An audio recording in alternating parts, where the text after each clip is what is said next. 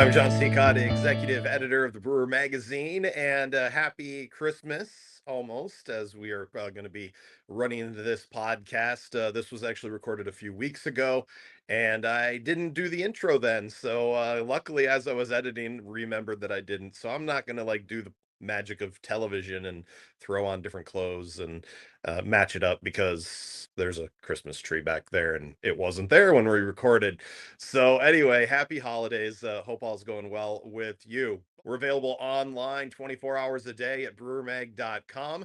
Of course, you can also check us out on Spotify and YouTube, all the social media channels, Instagram, Twitter, Meta/Facebook. You can always get updates there as well. And also a new thing that we've just started over the past few weeks, and we got some great back catalog on there for free as well. Substack. Yeah, you can see some exclusive content, little deeper dives into some things and some extra pieces of information that we think you would really enjoy. So make sure that you're checking out our new Substack as well. And you can subscribe there by going to our Brewer Mag Substack account. But a lot of the cool things are going on in the industry, and one of them is innovation in hop usage.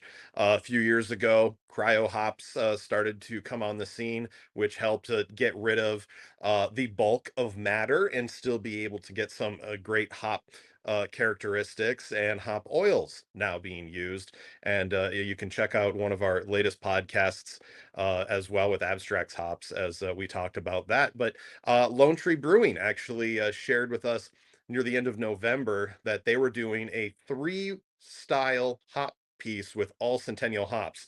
It'd be T90s, it's hop oil, and it's cryo. And Dale Hollars from Lone Tree shared with us.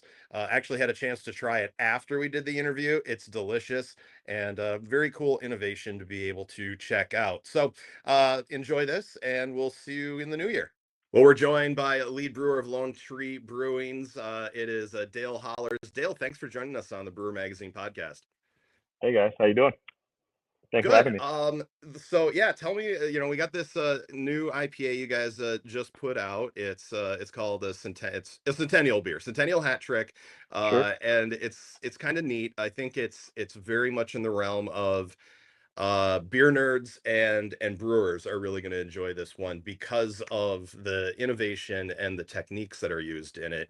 Yeah. Because obviously regular old Centennial hops, everyone loves them, been around for a while. Cryo has been around for what, about 6, 7 years now, so some people have been able to get into it. Yeah, But somewhat new. yeah. But then this Hyper Boost, which I actually had to look it up because when I got Yeah. the press release last week, I was like, Hyper Boost, I haven't heard of this yet, but it's the oil extract, which I think for brewers are going to understand. The YCH 701 finally got a name, and I kind of missed it this summer. So Yeah. let's start with that part because I think the other ones are kind of a little more known. But what was your working with Hyper Boost even up to this point? So we've been kind of, experimenting with oils a lot in dry hop and whirlpool and all throughout the realm. This has been years past, and this new product came along. And at first we did experiment with Dynaboost, and that's same through YCH, and that's a whirlpool, more of a whirlpool edition. And then Hyperboost is kind of the newer thing. Boom, right there. So, and this is more of a dry hop, is what they recommend. You can do both. Um, Essentially, what we're bringing it down to is 22 pounds per 100 grams equivalent. So we did about 44 replacement pounds for 200 grams of this Hyperboost in the dry hop to try to reduce that material in there, get more barrelage out of it and kind of bump up just that oil content that everybody wants to see nowadays. Yeah, absolutely. Well, tell me first off, what made you guys think of let's do it three different ways and make a beer out of it? Is it something you guys have done before, or is this something fairly experimental for you? You'd seen it somewhere else? Yeah, so we have done this before. We did it with a mosaic. We had a mosaic three-way. Everybody loved it. We did the cryo. We did the hyper boost, and I think we even did Dynaboost in that as well. Yeah. But yeah, so and we're like, man, let's just do this for the market. We decided to do it for kind of a winter seasonal IPA through the market, and people loved it. The distributor's still ordering more. So you know, Yeah. um, Was it smaller batches than the first time you guys were doing? So this is kind of the bump up. Yeah. The first batch was at our other brewery, and we kind of have a 7 barrel pilot over there, and so we did that, and then we bumped it up to make a 40 barrel batch here. Nice, So quite nice. a big bump up, but it worked out. Yeah. And so how many different hops have you guys done this with then? Well, before the three-way, we've done a lot of like single, like Simcoe hop single, but the Mosaic, and then now the Centennial is our first two three-ways with this oil. Nice. Other than that, it's been a lot of uh, bright tanked dry hopping oil with a different, we just didn't like it, but this stuff works great in the fermenter. So Nice.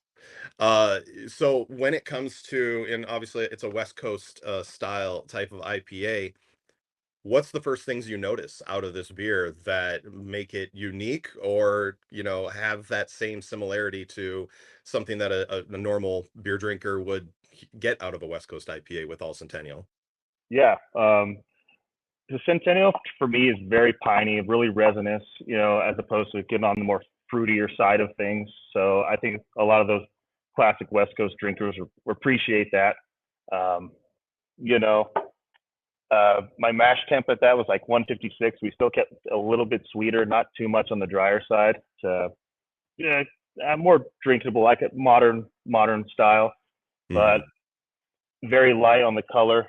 Um, Try to keep it modern West Coast, but everybody I think is loving it right now. Yeah, it's funny. I taking a break from talking about this and just talking about West Coast IPAs. It's been Yeah, interesting how West Coast IPAs have changed over the last few years, and obviously the Northeast has influenced this. Have you yeah, guys seen that adjustment in, having to have a sweeter backbone? definitely. I'm sorry to say this, but our double IPA, we've slowly started to phase out these crystal malts, and Yeah. like, that we used to be pretty popular, and now people are tending to go to the juicy stuff. Our hazy has loads of lactose in it and finishes at like 7 Plato, you know. So modern drinkers, the modern West Coast is leaning, I think, towards that juicier, little bit, not 7 Plato, but a little bit sweeter, Hmm. um, for the everyday person, because not everybody wants that overly bitter, overly, that we used to like. Yeah, well, So and you think that 10 years ago, I mean, the when people were just, loading things with hops, making them, it was the bitter, like Dogfish Head, obviously, and their extreme beer type of thing. yeah, Uh, yeah. it really has, it's gone away with the general consumer, don't you think? Oh yeah. Me and the boys recently took a trip up to Yakima this year for Hop and Brew School and showed us the lady who made this stuff and really got into this crush hop, and it's all turning juicy over there. It is. So it's Well, cool though. we talked a little bit about Hyperboost, but cryo hops.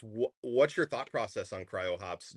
Are you a big fan of them? Do you find them to be helpful? I mean, when you guys are ordering cryo hops, what do you think about them? I love cryo hops. It's just more like more pungent flavor, aroma. It reduces your material, your hop, in everything. Whether it's whirlpool or fermenter, and don't really want to use it by itself. I think it mixes well with T90. T90 still has its place, in everything as it should. But Yeah. that cryo really just helps it along, and I think I build cryo into almost every IPA recipe that I do. So And when it comes to yield, with all these newer products and things, I mean, that obviously yeah, is a bonus as well. Like you said, if you guys are doing a 7 barrel batch on a pilot and you being able to see that, oh, we have more beer out of this now. I mean, that I think that's the first and foremost thing. Like you have more product to yeah, sell. yeah, exactly. The owners love it. We love it not having to clean out all that extra stuff. you know, it's a win-win. It really is, and it, like I said, it kind of boosts that resinous, that in your mouth feel instead of that harsh bitterness. Just kind of smooths things out. Yeah. Well, how do you decide when to use something? Like you said, you want to incorporate it now more often when it comes Sure. to building some sort of hop profile. When do you reach for the T90? When do you reach for the Cryo? When do you want to do Hyperboost? Like you said, you guys have that Yeah. in, there's Whirlpool editions, there's hot side things. When do you start thinking about this and where it should be going? Generally, all of these Hyperboost and Dynaboost are all Whirlpool and on. Yeah. So T90 is going to be in your 90, 60, 45, 30, any of those minute additions. And, we still use the T90 in dry up too. It really is a mixture of everything. I don't think I've ever used the oil in my boil stage. Yeah. So I yeah, think you would, it's like adding an extractor, Yeah, yeah, it's gone. yep, it just flash off. So yeah. There's a time and a place. Later stages, T90 is great throughout every stage. Cryo again, you might be losing some of those oils that the cryo we're trying to get cryogenically frozen. In those early boils. So Well, how about just how's this influenced you, even just from making these last two beers and what you guys are going to be doing going forward? Do you see changes in thought processes just because it's like, wow, I like what I'm doing here because A, it might save you money, it might save you yield, but maybe there's something that's coming out of there with the oils that you're just really enjoying. How is it changing your thought process going forward? um, honestly, all the barrelage, the lack of hops, but overall, it's the taste. The taste Yeah. really does. That's what gets it. If it didn't taste good, we wouldn't be using it. Some of the oils we've used in the past just aren't water soluble, so that kind of kills your head retention and stuff. And we haven't seen any of that. Um, but it boils down to how does it taste and how does it sound? How do consumers like it? And we've been getting really good feedback about it between the Mosaic and the Centennial now with the bigger batch. And I have Simcoe sitting right here in my hand, so we've planned for many more of these oil beers, incorporating them. Well, what's it like working with YCH? How much, do you use this feedback to help generate what they want to be able to do going forward? I mean, are they coming back with questions from you guys like, hey, what did you think of it? What's that conversation come back to? Yeah, when I went up there to see them, there was a whole seminar on the oils and stuff, and they always love feedback. I was giving feedback then at the school. You know, it's it's a great relationship with them. But we go through Hopsteiner. We do everybody, but this is currently what we're using, and I like it a lot. What kind of insights and feedback are you looking for from the general consumer? Like, or, when it came with the Mosaic release, that led to the Centennial release, do people notice? Do people talk about it? Like when it comes to even as a marketing side thing, do you see people getting excited for something like this? Do they understand? Yeah, hops sell nowadays. Everybody loves hoppy beers. So honestly, I look at Untapped a lot and see what people are saying there. A lot of just the online reviews. Sit at the bar and ask people how they're perceiving it, how they like it. Uh, like I said, the Mosaic would great. This is good feedback on this. We're gonna do a Simcoe one next. Um, Probably all with Cryo. The three ways becoming probably a part of everybody's hot process, which is great. Just because it brings, for me, more flavor and more uh, hoppiness without all that, for me, harsh bitterness. I know some people love that, but Yeah, well, it seems like a really cool beer. I'm looking forward to trying it. We didn't get it in time for the chat for me to try, but I'll definitely be trying a few. It looks delicious. yep, We'll we'll have to we'll be having the brew review obviously as well. That'll yeah, run online at brewermag.com with that. But other things going on at Lone Tree, 13-year celebration is just about to kick off as we're recording this. By the yeah, time it yeah, yeah, runs, you guys will officially be 13 years old. I mean, yeah. how long, tell me a little, how long have you been with the brewery? I've been here about 5 years, coming up on five, and I started on the packaging line. I was packaging manager, brewing now. So I've been through a couple of years of this anniversary party. This year is probably our biggest. We're having a bunch of Firkin releases. We have a barrel aged barley wine that we've been aging since last November. It shot up to like 12.5%.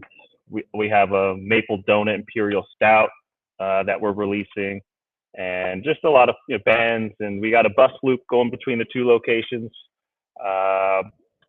And we're gonna be popping it out. It's gonna be a good time, and everybody's pretty happy going 13 years. I know the owners are. Yeah, yeah, absolutely.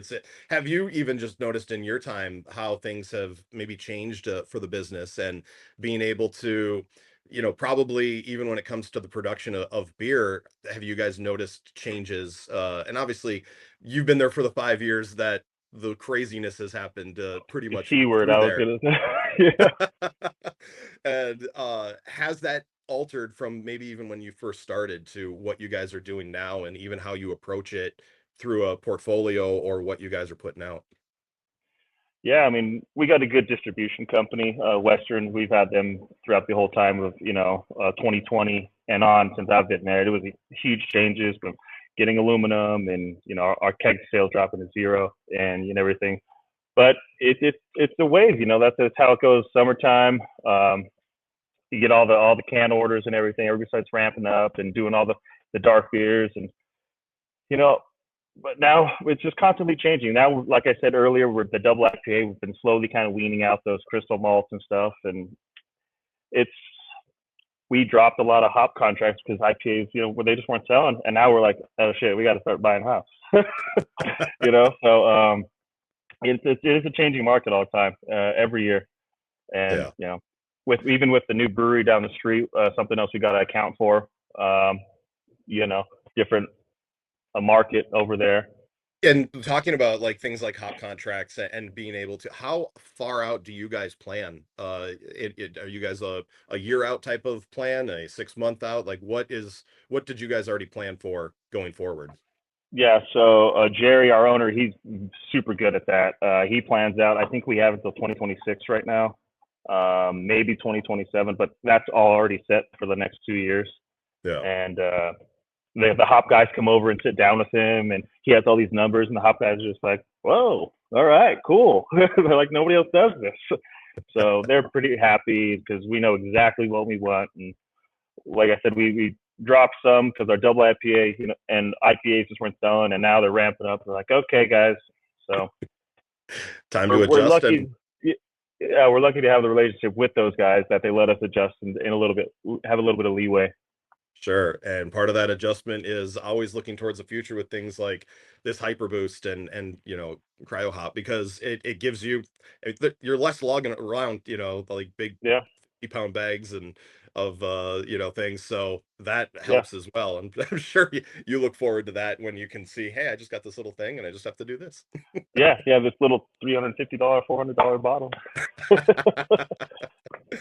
Well, Dale, appreciate you talking about it. It's the new Centennial Hat Trick, and it's out Yeah, now for Lone Tree. I'm blanking on the name all of a sudden, yeah, but yeah, we appreciate you guys taking the time to be able to chat. And thanks so much for being on the Brewer Meg podcast.